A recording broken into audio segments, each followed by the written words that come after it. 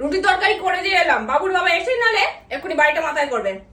ধরো দেখি, আগের বারে কার থেকে করিয়েছিলে, আমার থেকে তো করাওনি। দেখো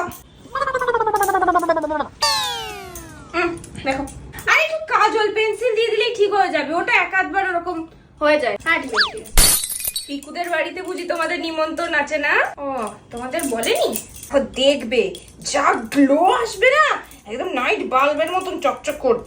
জানো তুমি, বাবুর বাবা না একদম পছন্দ করতো না যে আমি কাজ করি, কিন্তু তারপরে যখন দেখছে হাতে দুটো পয়সা আসছে, তখনই একেবারে মুখে চুপ কুলুপটি এটে বসে আছে। নিজে তো আবার একটা পাউডারের কৌটোও আমাকে এনে দিয়েছে, যেটা আজকে তোমাকে দিলাম। দেখো ভালো লাগছে? প্রেশার ঠিক আছে? এরকম নিচটা এরকম লগলগ করছে, এই এতটা কেটে দিচ্ছি দেখো। একটুখানি স্পা করবে নাকি?